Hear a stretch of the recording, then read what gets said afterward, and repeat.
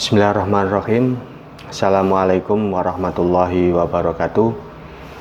Pertama, kami ucapkan pada siswa-siswi yang kini sudah memasuki kelas 7 SMP. Saya ucapkan selamat buat kalian semua yang telah menyelesaikan sekolah dasar selama 6 tahun dan kini kalian sudah menjadi siswa-siswi SMP Siti Aminah Surabaya. Pada materi PPKN pada bab 1, perumusan dan penetapan Pancasila sebagai dasar negara. Pada bab ini ada 3 sub materi pokok. Yang pertama, perumusan Pancasila sebagai dasar negara. Artinya proses perumusan Pancasila mulai dari pembentukan BPUPKI hingga adanya perubahan pada sila pertama akan kita pelajari pada pertemuan hari ini. Sebelum kita mulai pada pembelajaran online pada hari ini, mari kita berdoa terlebih dahulu dengan membaca suratul Fatihah. Berdoa mulai. Bismillahirrahmanirrahim. Alhamdulillahirabbil alamin arrahmanirrahim maliki yaumiddin. Iyyaka na'budu wa iyyaka nasta'in ihdinas siratal mustaqim siratal ladzina an'amta 'alaihim ghairil maghdubi 'alaihim waladdallin. Amin. Terima kasih. Kita mulai saja dari pembentukan BPUPKI. Pembentukan BPUPKI pada tahun 1945 itu berawal dari tentara Jepang mengalami kekalahan di berbagai peperangan seperti Perang Pasifik. Setelah adanya tanda-tanda kekalahan dalam Perang Dunia melawan Sekutu, maka Jepang meningkatkan propagandanya atau tipu muslihatnya untuk mengikat hati rakyat Indonesia dengan tujuan supaya Jepang mendapat bantuan dari bangsa Indonesia. Kekalahan yang dialami oleh Jepang membuat kekuasaan di negara-negara jajahan Jepang itu terancam, termasuk di Indonesia. Sehingga terpaksa Jepang memberikan janji kemerdekaan kepada bangsa Indonesia. Kenapa? Karena Jepang sendiri mempunyai tujuan dari pemberian janji tersebut. Jepang berharap mendapatkan simpati sehingga Indonesia mau membantu Jepang dalam menghadapi Belanda yang masuk ke dalam pasukan Sekutu.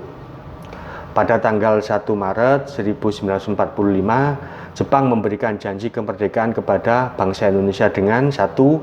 Membentuk BPUPKI atau dalam bahasa Jepangnya Dokunitsu Junbi Kosakai.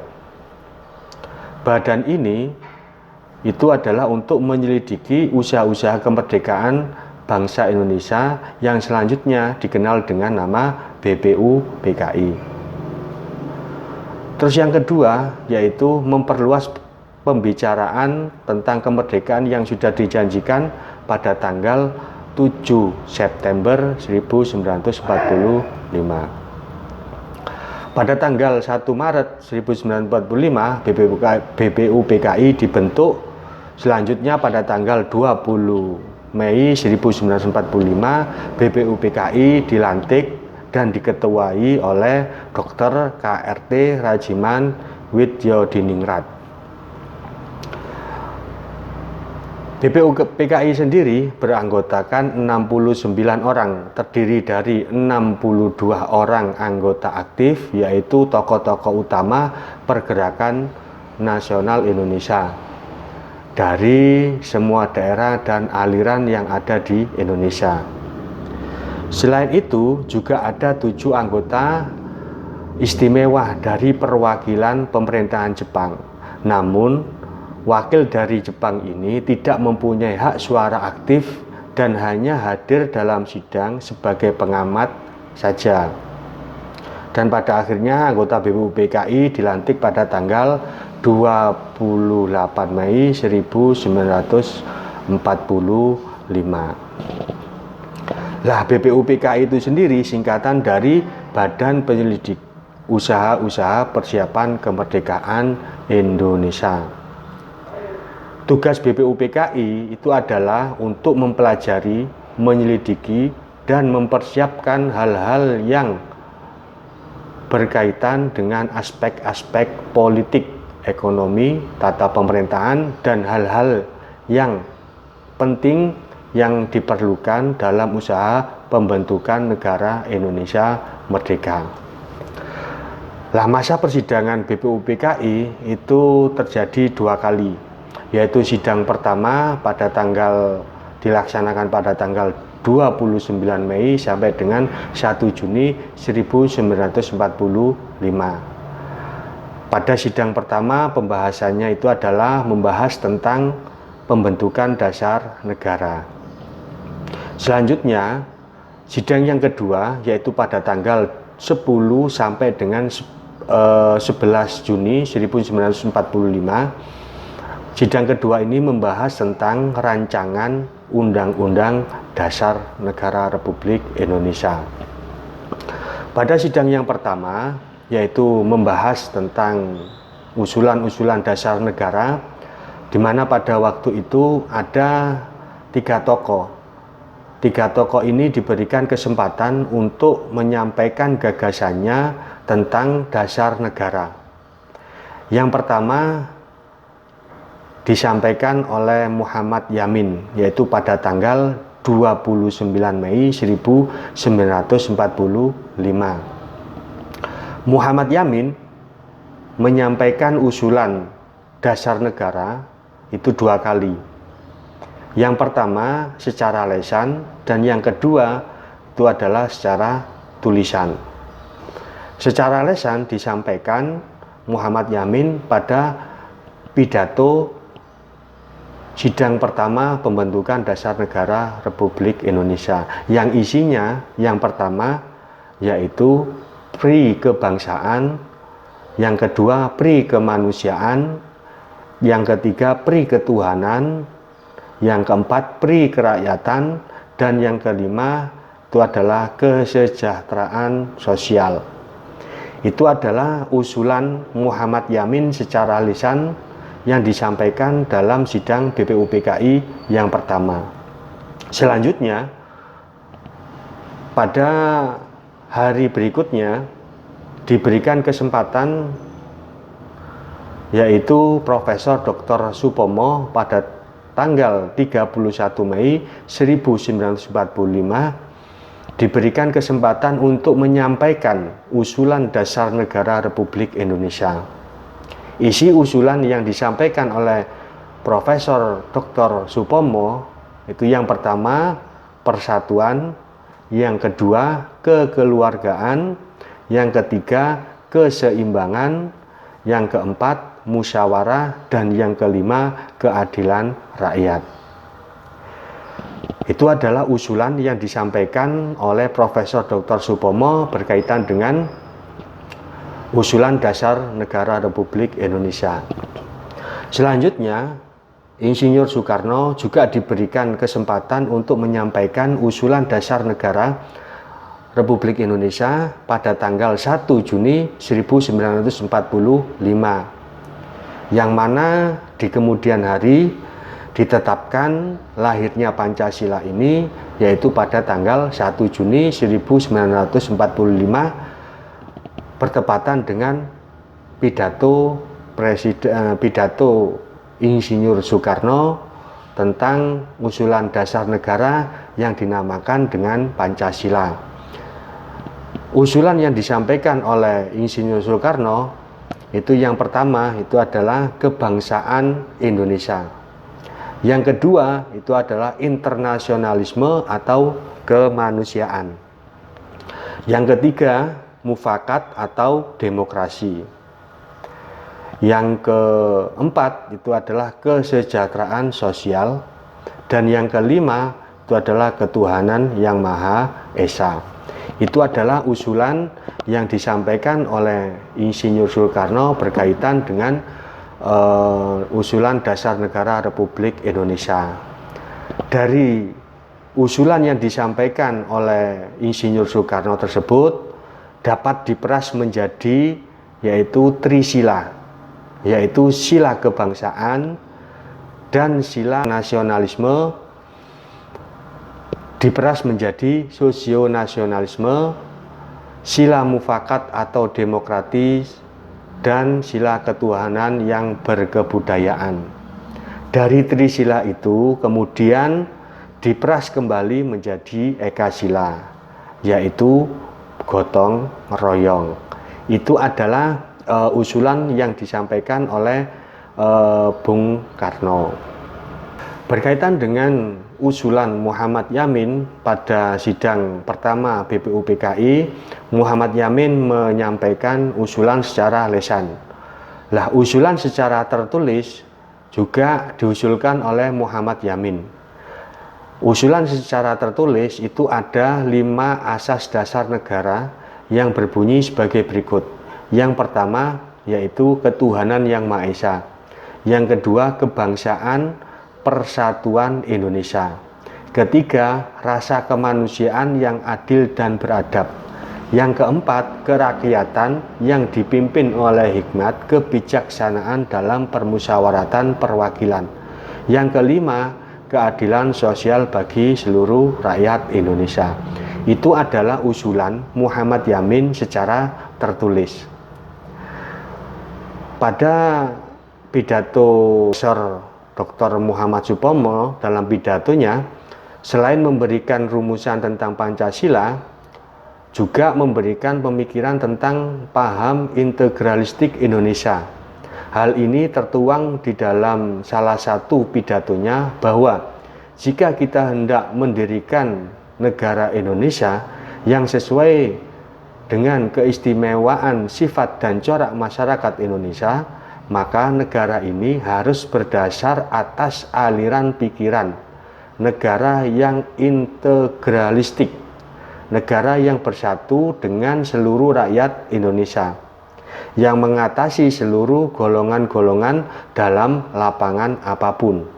Itu adalah tambahan yang disampaikan oleh Profesor Dr. Supomo tentang usulan dasar negara Republik Indonesia.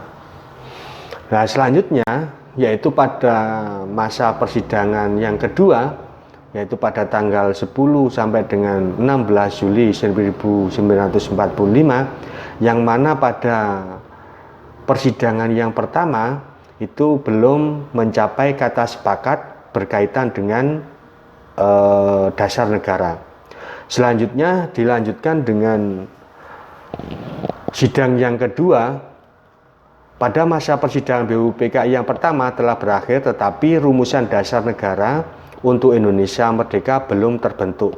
Untuk itu BPUPKI membentuk panitia perumusan dasar negara yang beranggotakan 9 orang, sehingga dari nama panitia 9 bertugas untuk menampung berbagai aspirasi tentang pembentukan dasar negara Indonesia.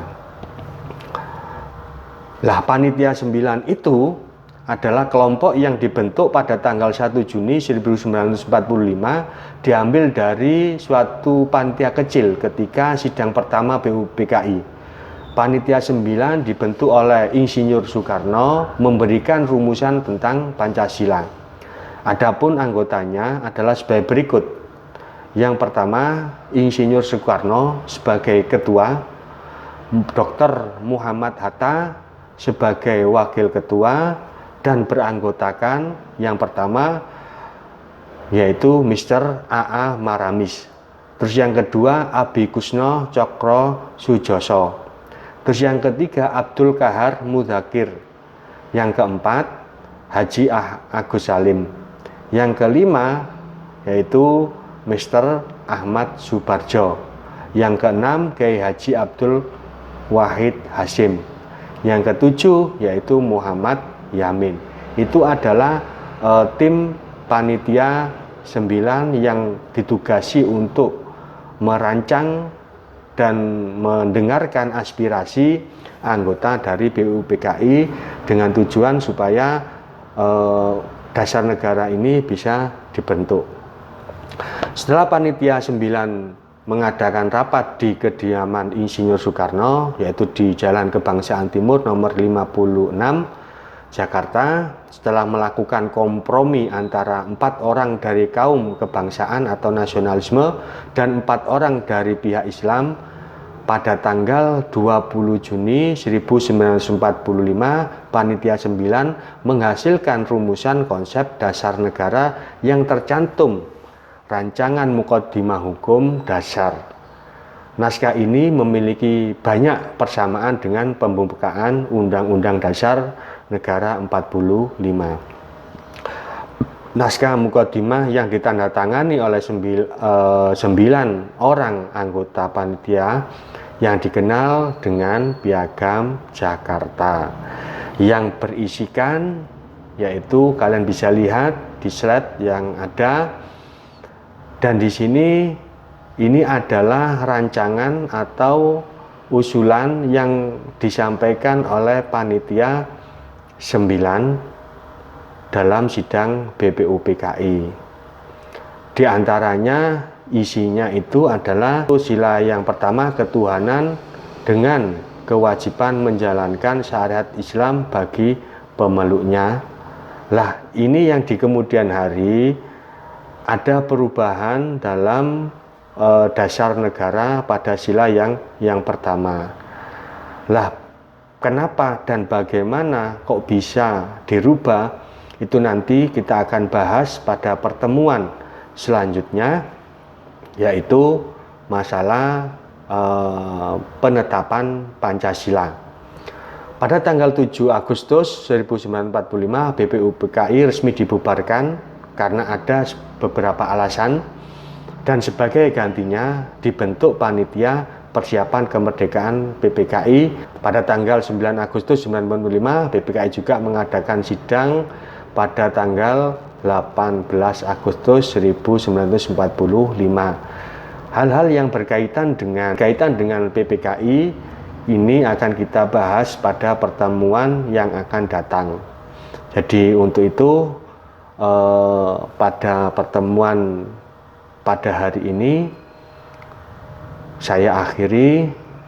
Selanjutnya untuk pertemuan yang akan datang yaitu membahas tentang penetapan Pancasila sebagai dasar negara Republik Indonesia.